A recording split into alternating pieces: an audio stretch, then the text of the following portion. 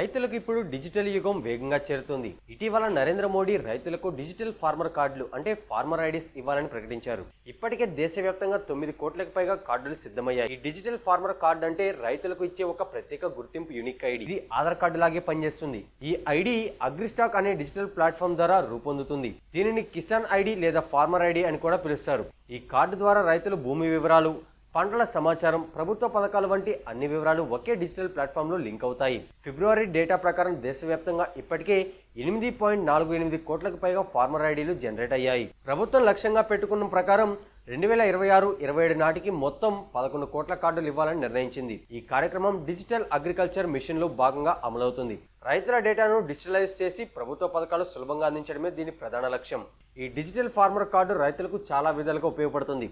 ముఖ్యంగా ప్రభుత్వ పథకాలు రైతులకు సులభంగా అందుతాయి. ఉదాహరణకు పీఎం కిసాన్, పీఎం ఎఫ్బీవై పంట బీమా, ఎంఎస్పీ కొనుగోళ్లు, ఇన్పుట్ సబ్సిడీలు వంటి ప్రయోజనాలు నేరుగా రైతుల ఖాతాలకు డీబీటీ అంటే డైరెక్ట్ బెనిఫిట్ ట్రాన్స్ఫర్ ద్వారా వస్తాయి. మధ్యవర్తుల అవసరం ఉండదు. అలాగే రైతులకు క్రెడిట్ పొందడం కూడా సులభం అవుతుంది. కిసాన్ క్రెడిట్ కార్డు ద్వారా రైతులు త్వరగా రుణాలు పొందగలరు. వడ్డీ సబ్సిడీతో లోన్లు కూడా పొందవచ్చు. పిఐబి ఫిబ్రవరి 2025 డేటా ప్రకారం కిసాన్ క్రెడిట్ కార్డ్ పథకం ద్వారా సుమారు 10 లక్షల కోట్ల రుణాలను 7.72 కోట్ల మంది రైతులకు అందించారు.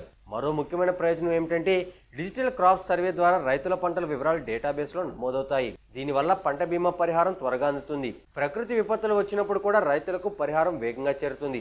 అంతేకాకుండా ఎరువులు, విత్తనాల సబ్సిడీలు, మార్కెట్ సమాచారం వంటి విషయాలు కూడా రైతులకు సులభంగా అందుబాటులో ఉంటాయి.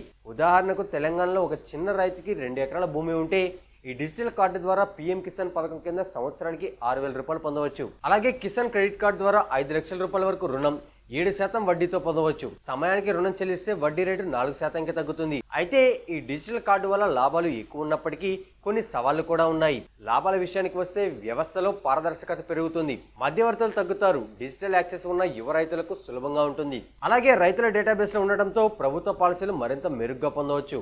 కానీ కొన్ని సమస్యలు కూడా ఉన్నాయి. ముఖ్యంగా డిజిటల్ అవగాహన తక్కువగా ఉన్న వృద్ధ రైతులకు ఈ విధానం కొంచెం కష్టంగా అనిపించవచ్చు. అలాగే ఇంటర్నెట్, స్మార్ట్ ఫోన్ అవసరం ఉంటుంది. కొందరికి డేటా ప్రైవసీపై ఆందోళనలు కూడా ఉండొచ్చు. అయితే ప్రభుత్వం డేటా సెక్యూరిటీని ఖచ్చితంగా చూసుకుంటామని చెప్తుంది. మరో సమస్య ఏమిటంటే భూమి రికార్డులు సరిగ్గా అప్డేట్ కాకపోతే కార్డు పొందడంలో ఇబ్బందులు రావచ్చు.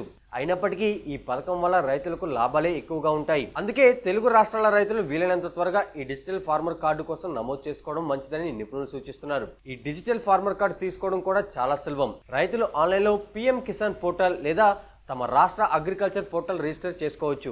అక్కడ ఆధార్ కార్డు, భూమి రికార్డు వివరాలు అప్లోడ్ చేయాలి. ఆఫ్లైన్లో అయితే స్థానిక వ్యవసాయ కార్యాలయం లేదా మీ సేవా కేంద్రానికి వెళ్లి అప్లై చేయవచ్చు. భూమి రికార్డులు ఆధార్తో డిజిటల్ లింక్ అయి ఉండాలి. అలాగే ఈ కేవైసీ ప్రక్రియ పూర్తి చేయాలి. ఈ డిజిటల్ ఫార్మర్ ఐడి రైతులకు ఒక మంచి అవకాశం. దీన్ని తీసుకుంటే ప్రభుత్వ పథకాల ప్రయోజనాలు పూర్తి స్థాయిలో పొందే అవకాశం ఉంటుంది. ఈ సమాచారం ప్రభుత్వ అధికారిక వనరులైన పిఐబి, వ్యవసాయ మంత్రిత్వ శాఖ, డిడి న్యూస్ వంటి సంస్థల ఆధారంగా సేకరించబడింది. ఇందులో మార్చ్ 2026 వరకు ఉన్న తాజా సమాచారం ఉంచారు.